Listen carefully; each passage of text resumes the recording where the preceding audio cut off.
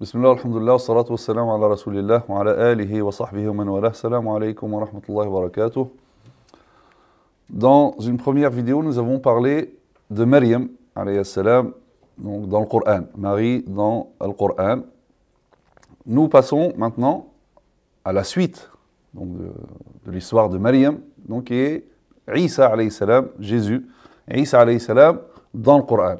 Donc comment? Donc j'avais dit qu'il était très important de montrer que le Coran parle également de Isa alayhi salam, de Maryam alayhi salam, et que ces deux personnages très importants dans le Coran, Isa alayhi salam, le prophète, Maryam alayhi salam, dans sa mère. D'ailleurs, il y a même une divergence chez les musulmans dans les écoles doctrinales de l'Aqidah. Donc, est-ce que Maryam serait Nabiyya, prophétesse? Parce qu'il y a divergence sur la question, est-ce que une femme, ou est-ce que la masculinité serait une condition indispensable pour un prophète? Est-ce qu'un prophète doit être un homme? Donc certains disent oui, d'autres, comme les Ash'arites, les Zahirites, disent non. Ce n'est pas spécifique aux hommes, sans rentrer dans les détails. Et donc, ce groupe considère Maryam comme une prophétesse, comme Nabiyya. Donc c'est elle est Nabiyya, et son fils également prophète. Donc nous avons parlé de Maryam, alayhi salam, et comme je dis, c'est important que, particulièrement, bon, les musulmans, mais aussi les non-musulmans, qui sachent que finalement, les musulmans croient aussi en Isa, alayhi salam, et qu'il est un prophète très important, et qu'il est aussi cité dans le Coran, et comme ça, donc, ça peut rapprocher.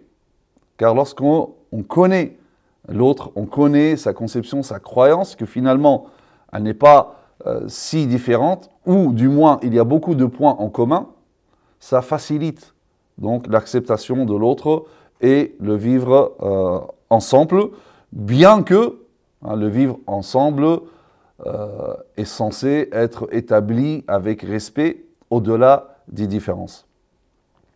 Alors, Isa alayhi salam, maintenant, une fois que nous avons déjà parlé de Maryam, maintenant, Isa alayhi salam. Donc, Isa alayhi salam, elle a été évoquée, mentionnée dans le Coran, avec son nom, Isa, donc 25 fois, d'accord, donc 25 fois, et sous le nom de Al-Mesih, le Messie, 11 fois.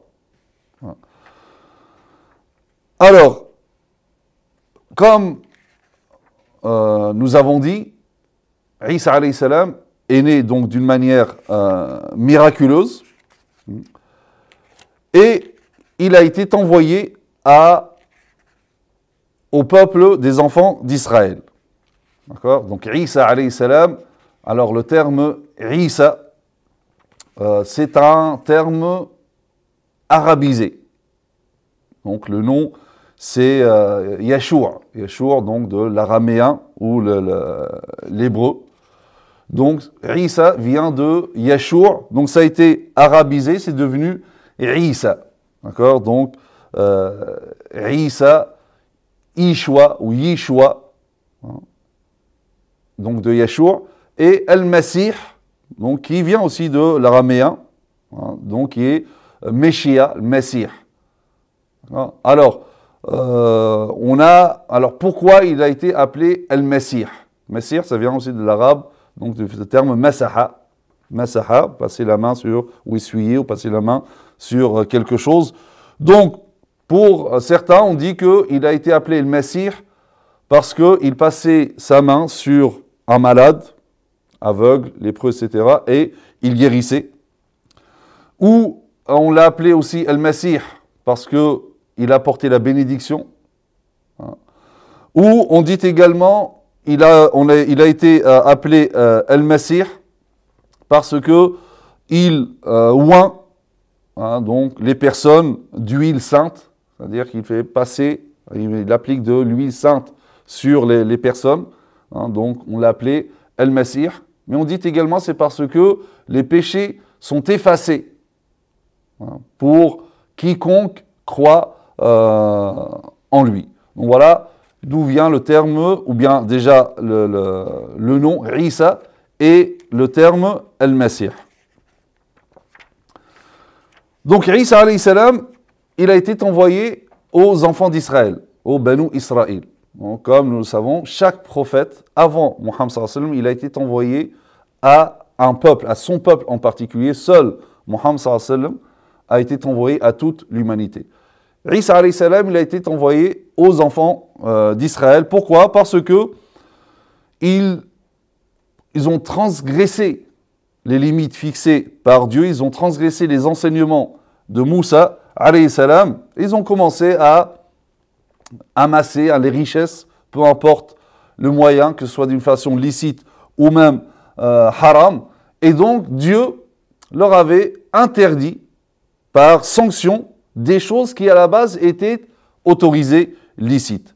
Dieu nous dit فَبِظُلْمٍ مِّنَ الَّذِينَ هَادُوا حَرَّمْنَا عَلَيْهِمْ طَيِّبَاتٍ أُحِلَّتْ لَهُمْ وَبِصَدِّهِمْ عَنْ سَبِيلِ اللَّهِ كَثِيرًا وَأَخْذِهِمُ الرِّبَا وَقَدْ نُهُوا عَنْهُ وَأَكْلِهِمْ أَمْوَالَ النَّاسِ بِالْبَاطِلِ.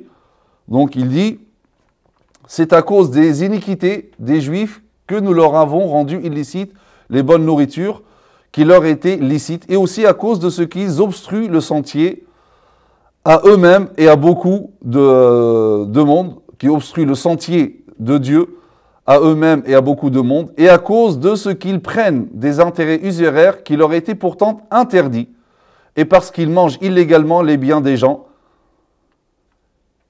Et également, ils étaient éloignés, ils ont dévié des fondements même de leur religion et de leur croyance. Si bien que certains groupes sont apparus, donc des enfants d'Israël, on parle bien sûr des Juifs et des enfants d'Israël à l'époque, et donc il y a eu certains groupes qui ne croyaient pas à la résurrection, au rassemblement, à la vie après la mort, et par conséquent, donc, ils niaient le jugement dernier et les sanctions. Et cela, bien sûr, les a poussés à s'attacher à Dunya et à s'adonner à Dunya et à succomber à leur passion.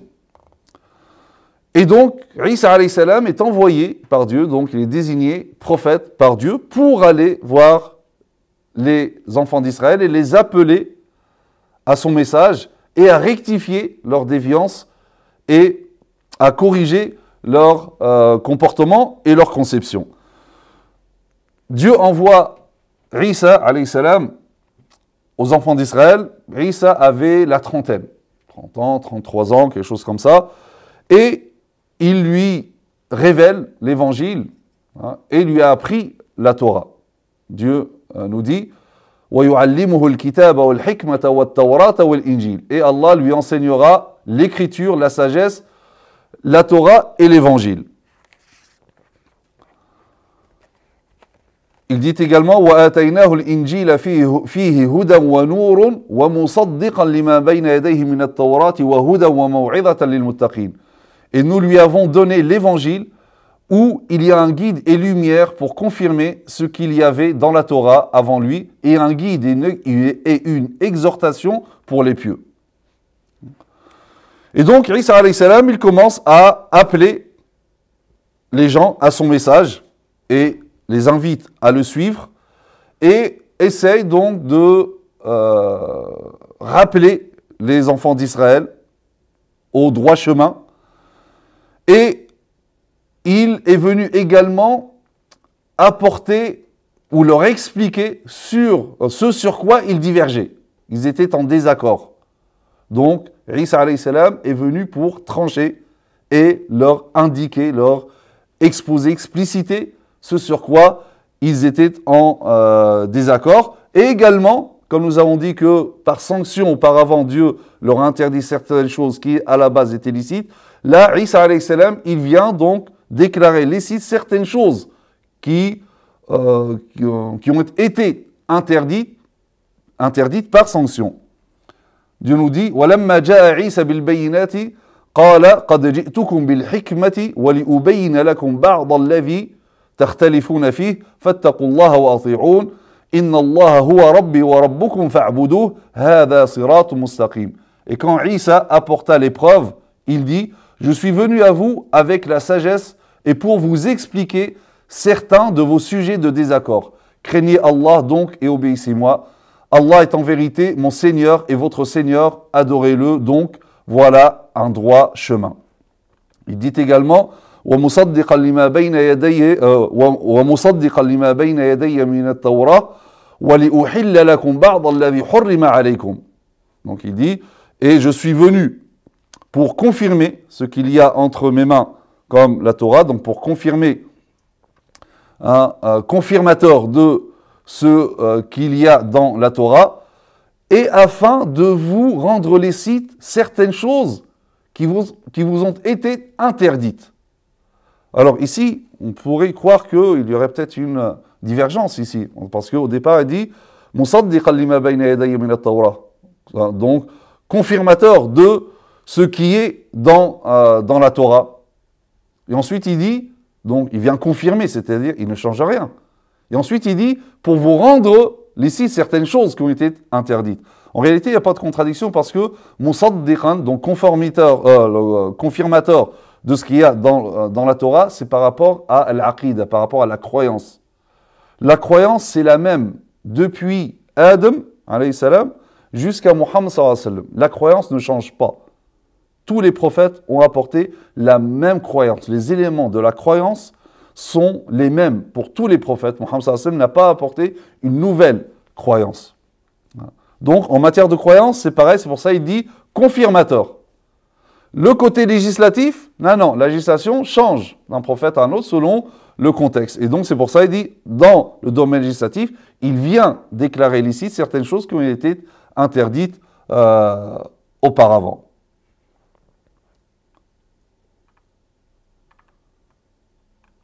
Alors, parmi les choses à laquelle il appelait également, il est venu annoncer la venue de Muhammad sallallahu alayhi wa sallam.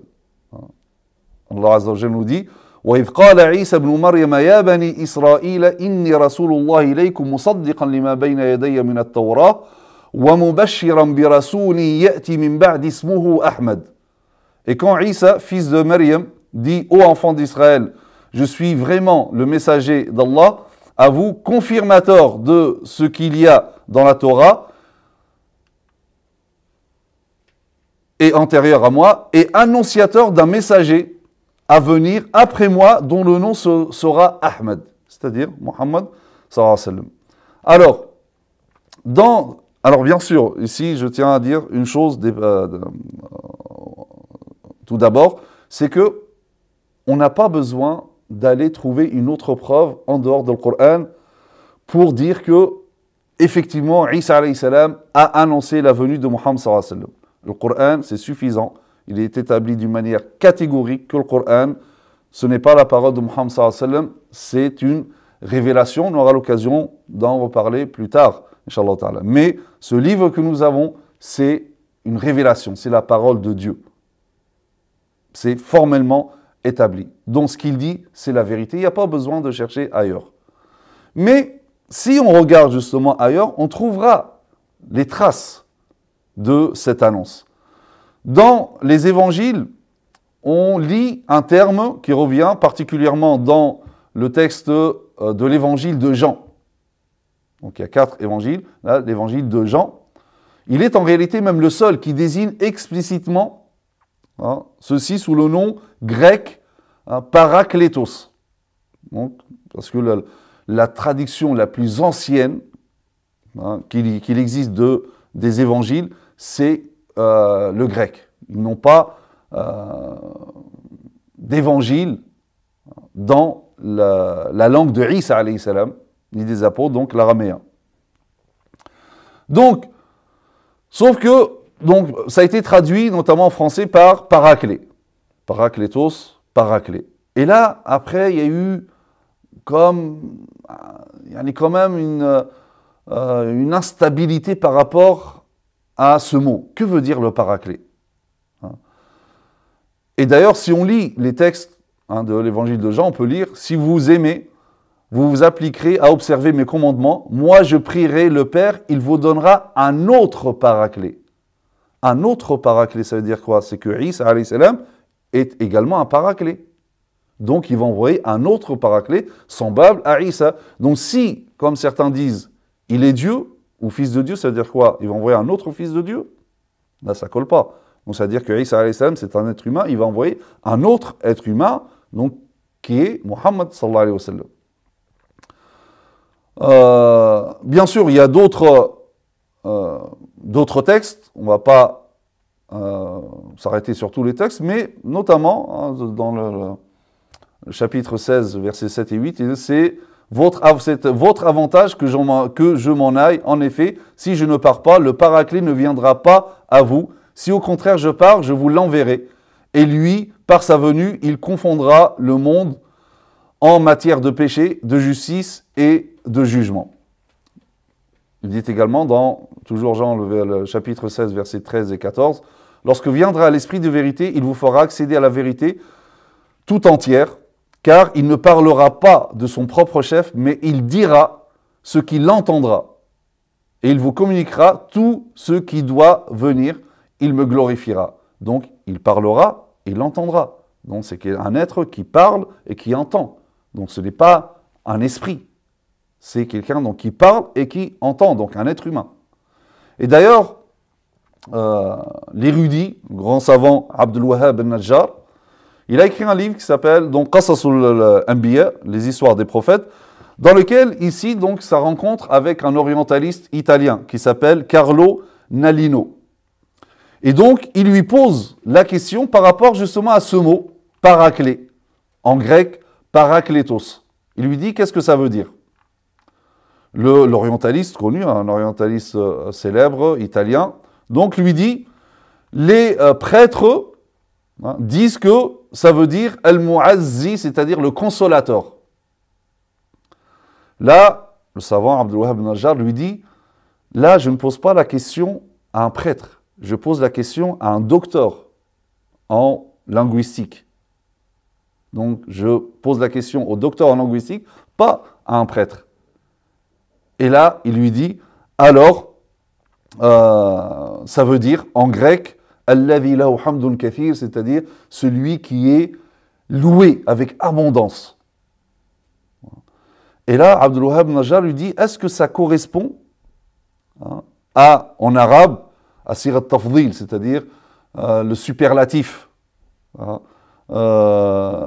c'est-à-dire Ahmed en arabe. Est-ce que ça correspond à Ahmed, du superlatif de Al-Hamd? Il lui dit oui. Donc le problème, c'est que ils ont traduit un prénom. Or, les prénoms ne se traduisent pas. Quand, je ne sais pas, par exemple, je vais traduire une histoire qui parle d'un personnage qui s'appelle Hassan, quand je vais traduire en français, je dis Hassan. Je ne dis pas le beau.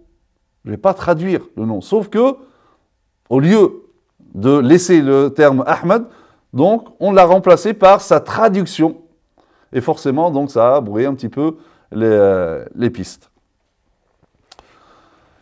Isa alayhi salam, dans sa prédication, dans son appel, il a eu en face de lui de redoutables opposants. Ils se sont opposés de manière farouche. Comme les Sadducéens. Les Sadducéens, c'était un groupe des Banu Israël, des Israélites, qui ne croyaient pas à la résurrection et à la vie après la mort. Mais il a eu aussi affaire à d'autres groupes très durs, comme les pharisiens, les zélotes, les esséniens. Tout cela, c'est des groupes qui avaient dévié donc des enseignements de Moussa alayhi salam. Et donc, Isa alayhi salam donc, a apporté des preuves évidentes prouvant leur égarement. Mais malgré ça, donc, ils se sont obstinés et ils n'ont pas cru en Isa alayhi salam, à toutes les preuves qu'a amené Isa alayhi salam. Et à un moment, Isa alayhi salam, lorsque il a vu que beaucoup s'obstinaient à ne pas croire en lui, là, il a fait un appel et il dit « Man ansari ilallah » qui sont mes alliés, donc, vers Dieu. Et là, Al-Hawariyoun, donc les apôtres, ont dit, nous sommes les alliés d'Allah. Et donc, ils étaient une douzaine et les a envoyés dans son peuple, les Banu Israël, pour prêcher sa parole, pour appeler à son message. Dieu nous parle de ceci en disant فَلَمَّا أَحَسَّ عِيسَى مِنْهُمُ الْكُفْرَ قَالَ مَنْ أَنصَارِ إِلَى اللَّهِ قَالَ الْحَوَارِيُّونَ نَحْنُ أَنصَارُ اللَّهِ آمَنَّا بِاللَّهِ وَاشْهَدْ بِأَنَّا مُسْلِمُونَ رَبَّنَا آمَنَّا بِمَا أَنزَلْتَ وَاتَّبَعْنَا الرَّسُولَ فَاكْتُبْنَا مَعَ الشَّاهِدِينَ.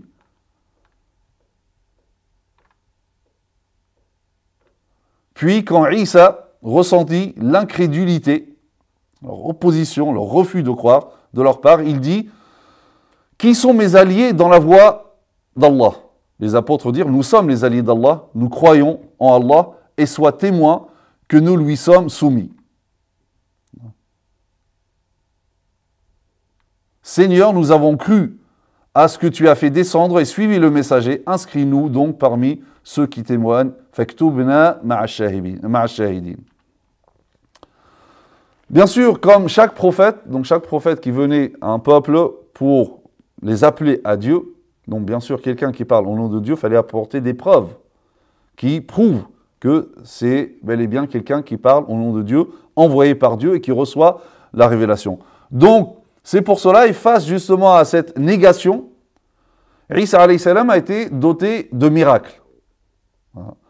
Parmi ces miracles, donc c'est que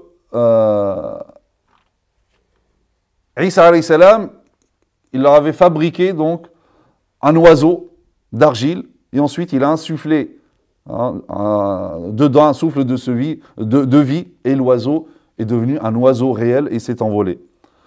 Parmi les miracles, il passait sa main sur l'aveugle de naissance et il retrouvait où il devenait donc voyant, donc il récupérait la vue.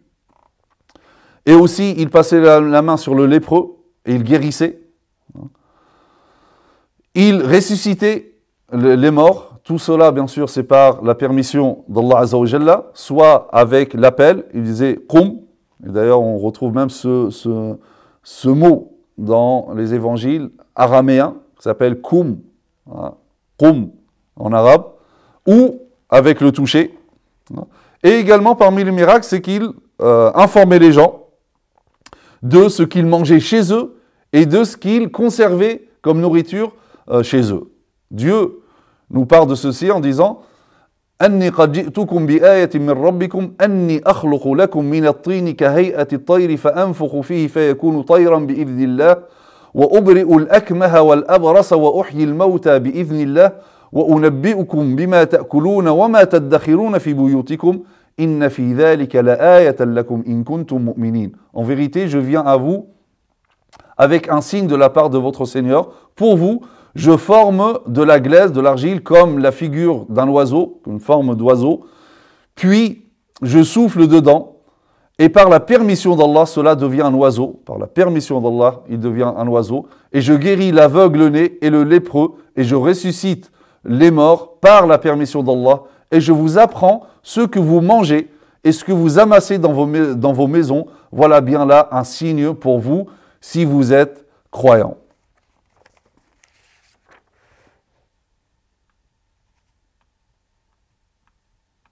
Il y a un autre miracle, un autre mu'jiza, demandé par les apôtres de Isa alayhi salam, pour apporter une quiétude ou pour apaiser leur cœur.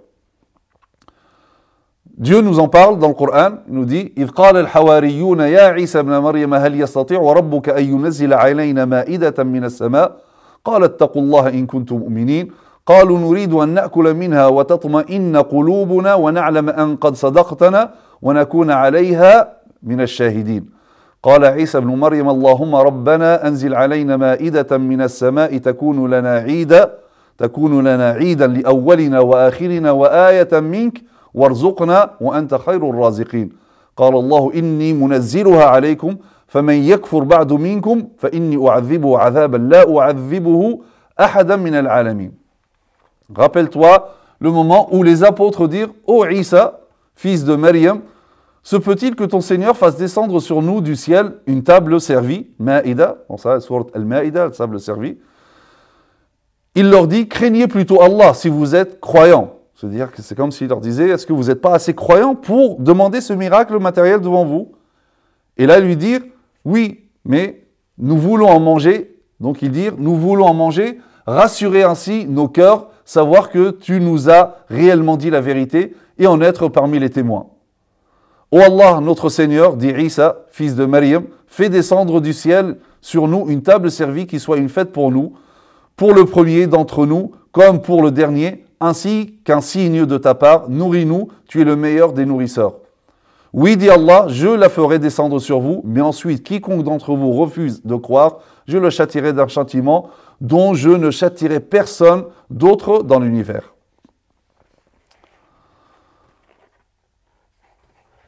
Donc, Isa alayhi salam, finalement, a apporté toutes les preuves, tous les miracles qui défient tous les négateurs et qui approuvent donc, qui prouvent la véracité du message et de la prophétie de Isa alayhi salam, sauf qu'il a trouvé en face de lui beaucoup de cœurs durs, refusant de croire en Isa alayhi salam et même en ses preuves. Donc, ici, les Israélites, lorsqu'ils ont vu qu'ils n'arrivaient pas à faire opposition, à s'opposer à Isa alayhi salam, et que les gens croyaient de plus en plus. Et lorsqu'ils ont vu qu'ils ne pourront jamais empêcher Isa alayhi salam de propager sa parole, là, ils ont décidé de l'arrêter et de le condamner. Et donc, effectivement, donc un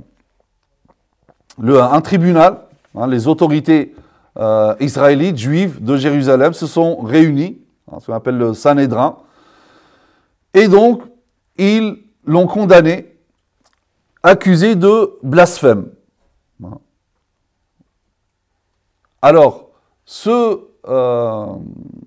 tribunal, constitué des autorités juives de Jérusalem, n'a pas voulu directement le condamner à mort. Alors, en réalité, tout ce qu'ils espéraient, c'est justement la condamnation à mort de Isa alayhi salam et l'exécution de Isa alayhi salam pour mettre fin à son message.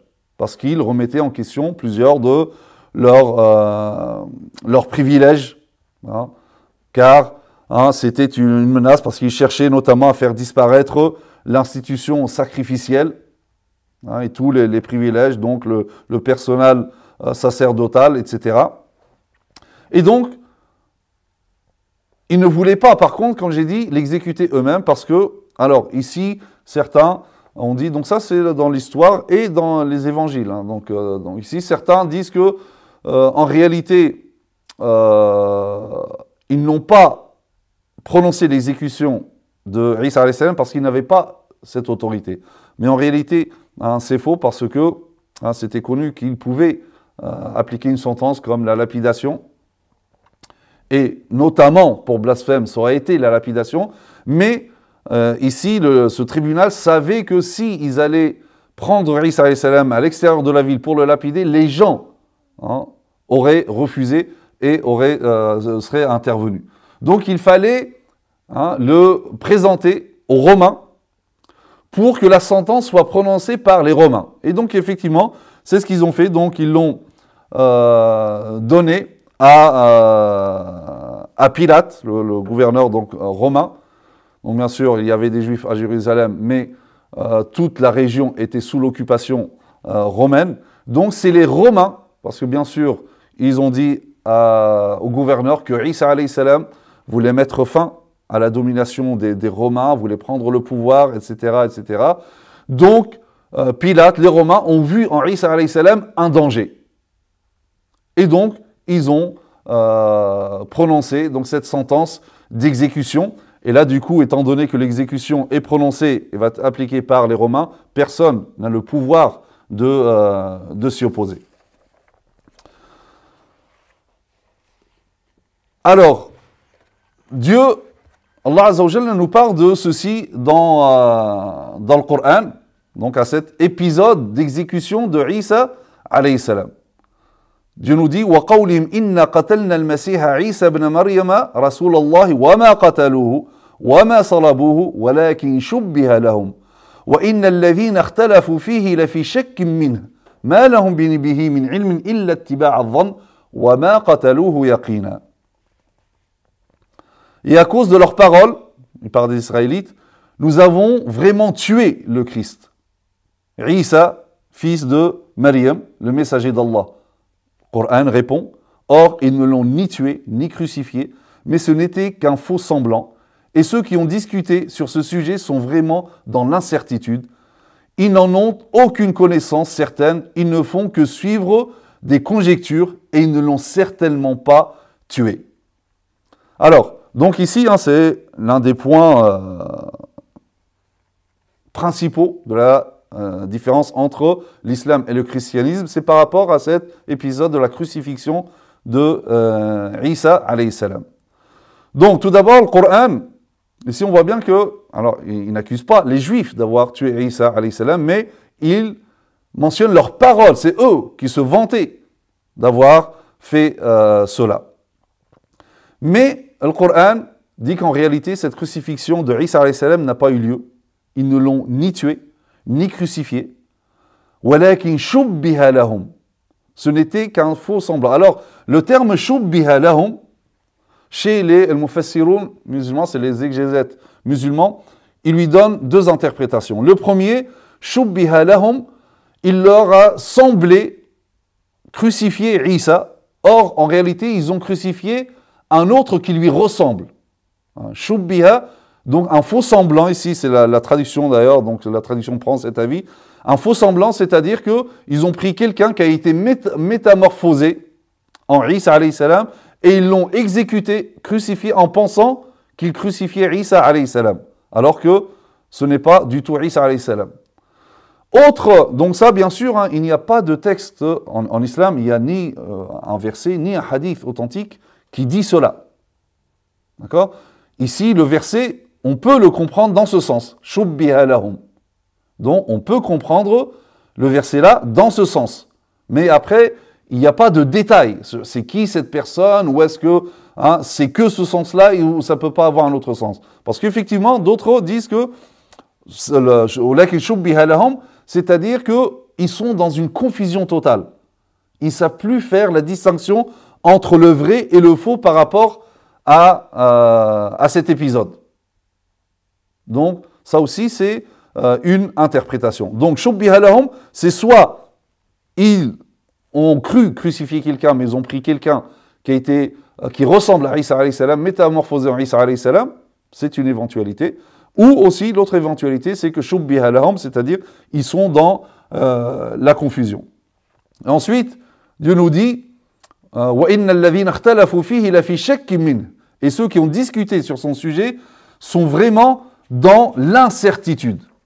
Effectivement, cette incertitude existe chez les chrétiens depuis l'époque des apôtres. Il y a eu, dans toute l'histoire du christianisme, des groupes qui ne croyaient pas en la crucifixion de Isa alayhi salam, notamment ce qu'on appelle le docétisme. Le docétisme, ou les adeptes du docétisme, on l'appelle les docètes. Les docètes, ou docétisme, ça vient du mot grec dokein, docète, qui veut dire paraître. Donc pour eux, pour les adeptes de cette tendance, ils disent « il a semblé mourir », il a semblé. Et là, ça ressemble quand même assez au mot coranique « shubbiha lahum », semblé. Il a semblé mourir sur la croix. Donc pour eux, la crucifixion est juste illusion. C'est des apparences, mais elle n'est pas réelle. Selon les docètes, par exemple, ils disent que c'est un homme qui s'appelle Simon de Cyrène, qui, après avoir été métamorphosé par Isa alayhi salam, fut pris pour lui. Et d'ailleurs, ce Simon de Cyrène, il est cité chez les trois, donc selon Matthieu Marc et Luc, c'est Simon de Cyrène qui a porté la croix. Ça, c'est dans les évangiles, dans les 3 évangiles, Matthieu, Marc et Luc, c'est Simon de Cyrène, donc qui revenait de son champ, et on lui a dit de porter la croix. Or, donc, dans l'histoire, ce qui est connu, c'est que celui qui va se faire crucifier, c'est celui qui porte la croix. Certains ont dit non, mais ils lui ont ordonné de porter la croix parce que Isa alayhi salam était trop fatigué, etc. Donc il n'avait plus la force de porter. Ça, c'est une interprétation. Seul l'évangile de Jean, donc seul Jean, dit que c'est Jésus qui a porté la croix. Il n'y a que lui. Là, on se dit, comment se fait-il que pour un élément aussi important de la doctrine chrétienne, il y a une divergence comme ça entre les 4 évangiles. Donc, parmi les groupes, hein, c'est ce qu'on appelait, on appelait aussi les gnostiques. Les gnostiques sont apparus du temps même des apôtres. Hein. Et les docètes, notamment, comme j'ai dit, réfutent la crucifixion. Et d'ailleurs, les sources gnostiques affirment que Simon de Cyrène a été tué alors que Jésus, assis dans les cieux, riait de l'erreur. Ça, c'est ce qu'on trouve dans les sources gnostiques. Et donc, comme j'ai dit, il y a eu une très grande divergence entre les chrétiens sur ces sujets-là. Donc, on a cité les docétismes, mais aussi les marcionites, hein, les bardessanites, hein, les unitariens. Donc tous ces groupes-là, ils réfutaient la crucifixion. Donc il y a vraiment une réelle divergence. Et après, donc en l'an 325, le concile de Nicée, lorsque l'empereur Constantin donc, a imposé un dogme à toute l'Église, et donc c'est à partir de là qu'on commençait à persécuter tous ces groupes qui disent ou qui réfutent la crucifixion.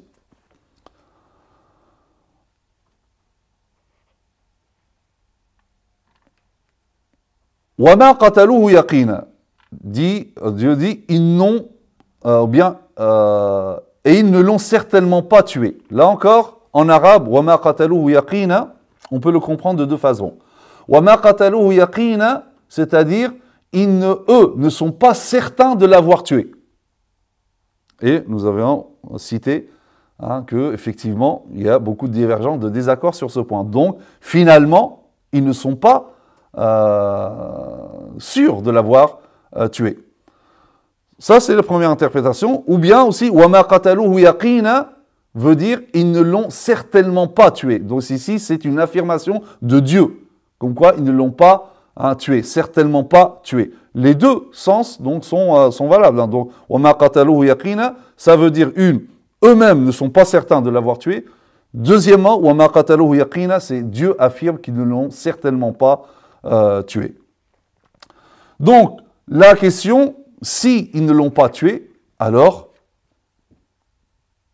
qu'est-ce qui est arrivé à Isa alayhi salam? Allah Azza wa Jalla nous le dit justement dans les versets que nous venons de citer. وَمَا قَتَلُوهُ يَقِينًا بَلْ رَفَعَهُ اللَّهُ إِلَيْهِ.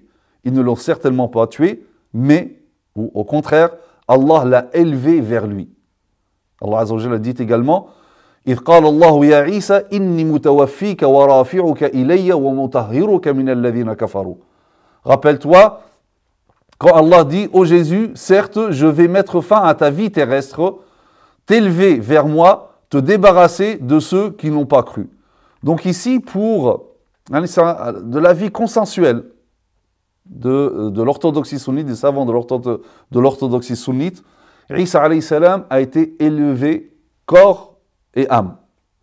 Donc c'est pour ça que Dieu dit وَمَا قَتَلُوهُ يَقِينًا بَلْ رَفَعَهُ اللَّهُ إِلَيْهِ. Au contraire, c'est-à-dire bel, ça veut dire au contraire, c'est-à-dire qu'ils ne l'ont pas tué, donc c'est-à-dire il est vivant, donc il n'est pas mort. Au contraire, donc il n'est pas mort, mais Dieu l'a élevé vers lui. D'accord? Et dit également mutawafika. Alors ici, mutawafika du terme al-wafat. Al-wafat en langue arabe veut dire mettre fin à quelque chose. Ou, par exemple, avoir son droit, perçu son droit complètement. Par exemple, dit istawfaytu haqqi. Donc, j'ai eu mon droit, mon dû, pleinement, totalement. Wa Ibrahim alladhi waffa. Et Ibrahim que waffa, c'est-à-dire il a accompli parfaitement, complètement sa mission. Donc ça le terme wafat. C'est au sens figuré qu'on l'utilise pour la mort, le maut. Dit un tel est mort. Mais en réalité, c'est pas le sens premier du terme wafat. On l'a utilisé pour désigner la mort dans le sens où il y a eu la fin de sa vie. Sauf qu'ici, on ne peut pas utiliser le terme mutawaffiq au sens figuré, dans le sens de la mort. Parce que, déjà, Dieu dit وَمَا قَتَلُوهُ يَقِينًا bel, ils ne l'ont certainement pas tué. Bel, au contraire. Bel, au contraire, est situé entre deux choses qui s'opposent. On ne peut pas dire un tel n'est pas mort. Au contraire, il a eu une promotion dans le travail. Je dis non, là, la phrase n'a pas de sens. Parce que le fait qu'il a eu une promotion, ça n'empêche pas qu'il soit mort.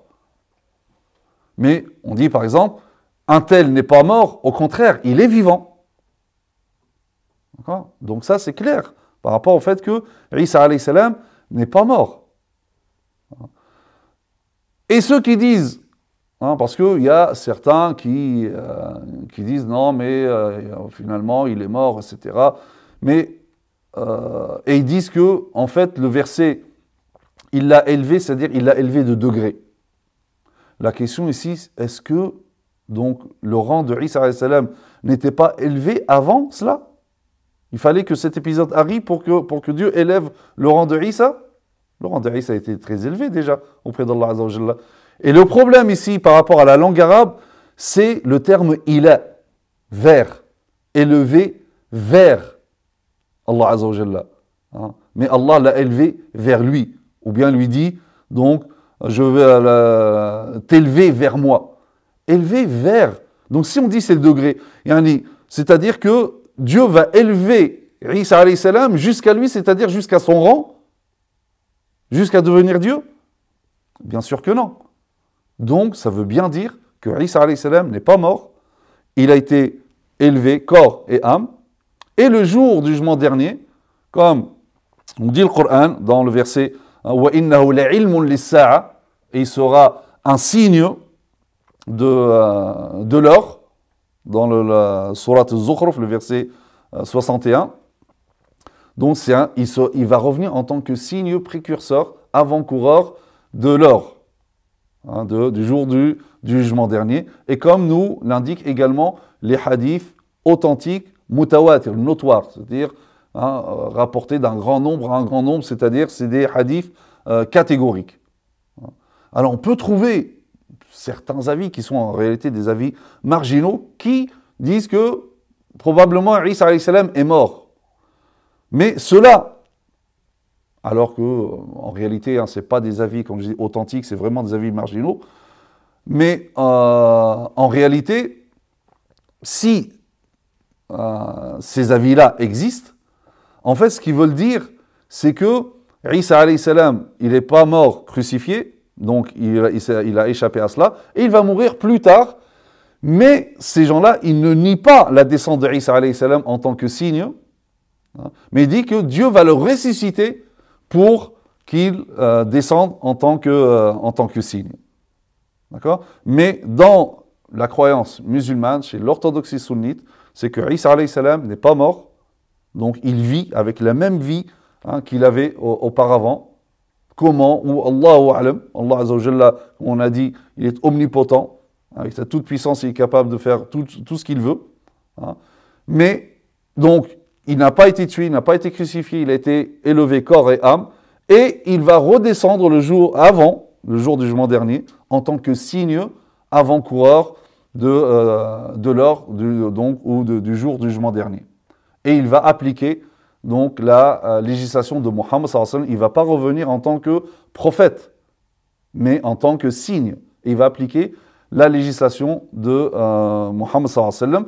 Et il va finir par goûter à la vraie mort, parce que Allah Azza wa Jalla dit Kullu nafsin dha'iqatul maut, donc chaque âme goûtera à la mort, et lui jusqu'à là il n'a pas goûté à la mort, donc il mourra, et les musulmans feront salat al-janaza sur lui. Et d'ailleurs, hein, le Coran aussi nous confirme dans un autre verset, hein, comme quoi hein, il n'est pas mort, il dit وَإِنَّ مِنْ أَهْلِ الْكِتَابِ إِلَّا لَيُؤْمِنَنَّ بِهِ قَبْلَ مَوْتِهِ.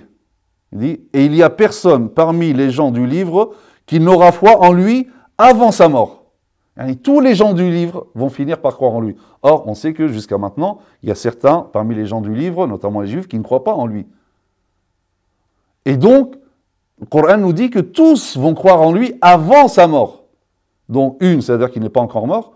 Et quand il va revenir justement en tant que signe, là, même ceux qui étaient dans le déni, là, ils vont finir par croire. Alors, comme dit Mohammed al-Ghazali ici, pourquoi c'est Isa alayhi salam qui va revenir en tant que signe?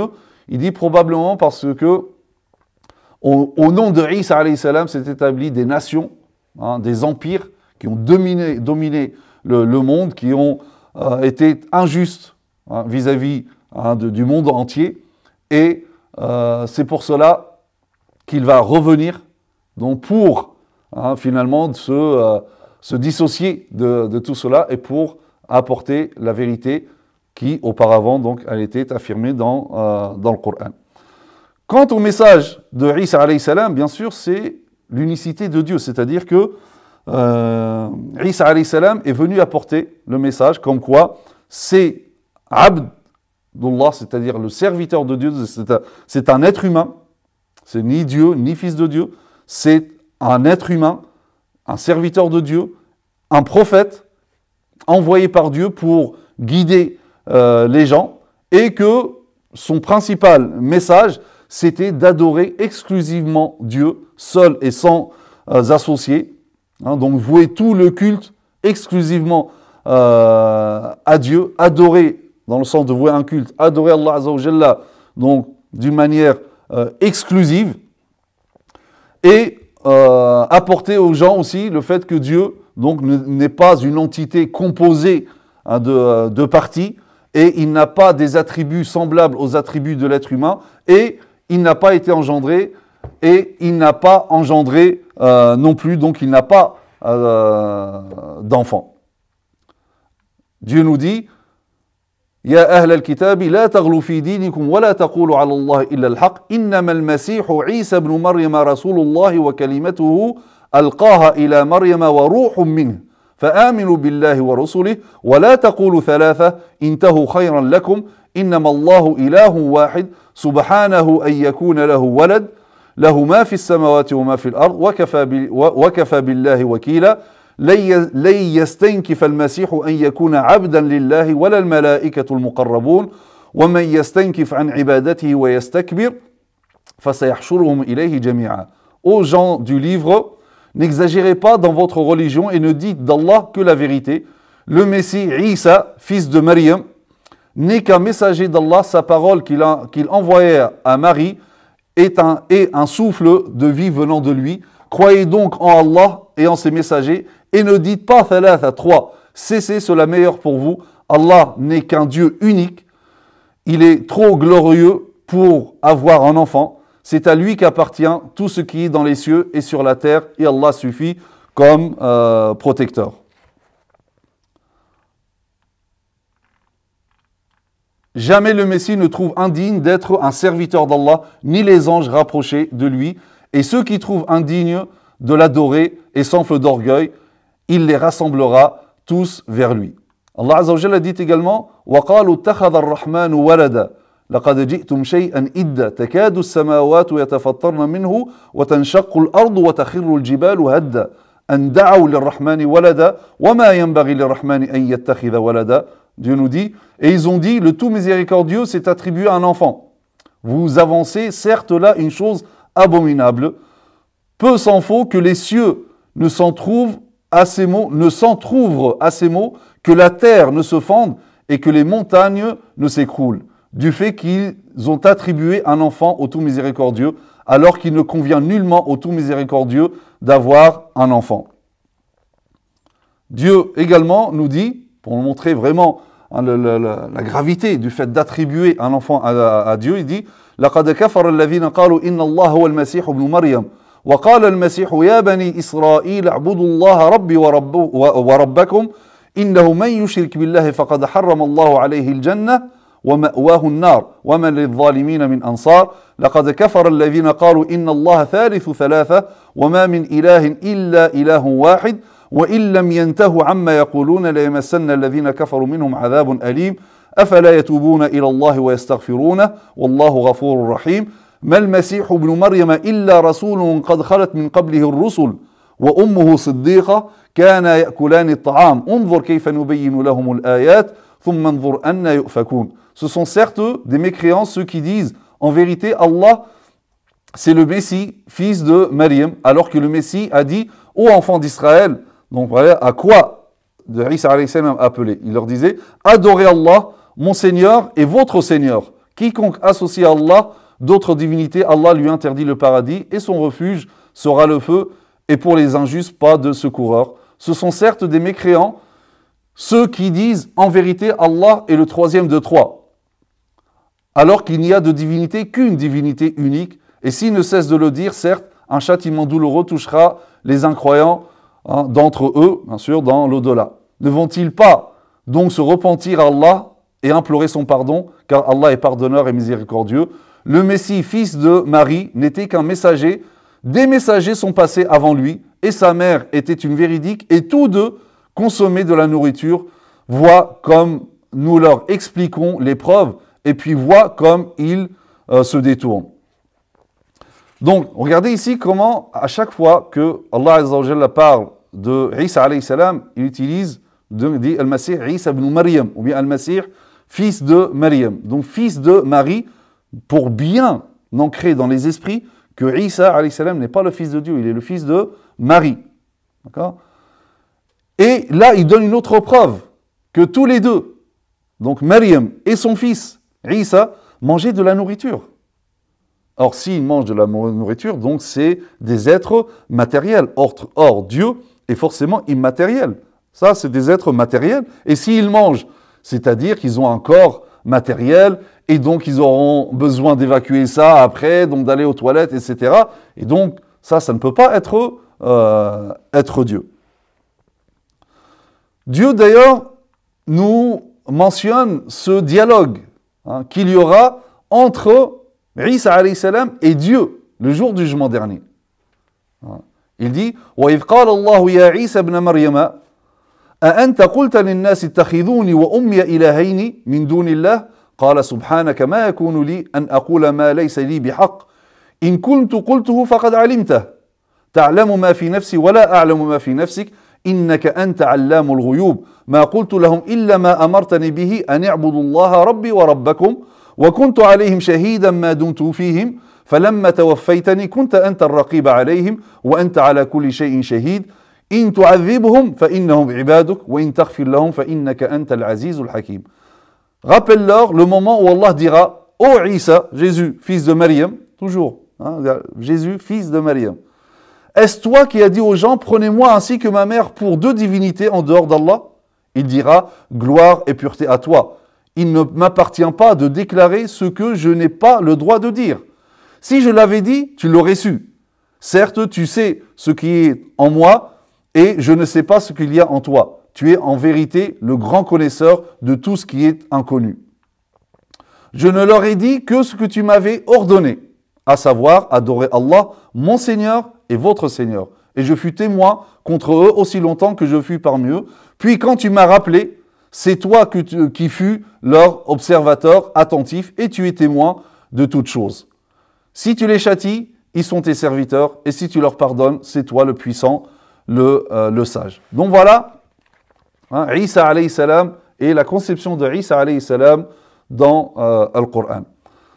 À savoir ici qu'il est très important de savoir que, comme vous le savez, dans la croyance musulmane, il y a la croyance à tous les prophètes. y compris donc Ibrahim alayhi salam, Isa alayhi salam, Moussa alayhi salam, croire aux livres révélés à Moussa alayhi salam, à Isa alayhi salam, et cette croyance, cette reconnaissance de ces prophètes et de leurs livres, par cette croyance, cette reconnaissance, l'islam a posé les fondements d'une fraternité entre l'islam et le christianisme et le judaïsme. Ça, c'est très important. Donc finalement, la croyance en Isa alayhi salam et la croyance en Moussa alayhi salam également, c'est des éléments qui rapprochent toutes les religions et qui établissent une fraternité entre ces religions et qui renforce cette fraternité entre les adeptes de ces religions. Donc voilà, nous avons vu dans la première vidéo Marie dans le Coran et maintenant Isa alayhi salam dans le Coran. Inch'Allah ta'ala, plus tard, Inch'Allah, il y aura une série sur tous les prophètes dans le Coran, Inch'Allah ta'ala. Barakallahu fikum, subhanakallahum bihamdik, nashhadu an la ilaha illa anta nastaghfiruka wa natubu ilayk. Wa sallallahu ala sayyidina Muhammad wa ala alihi wa sahbihi sallam taslima. Wassalamu alaykum wa rahmatullahi wa barakatuh.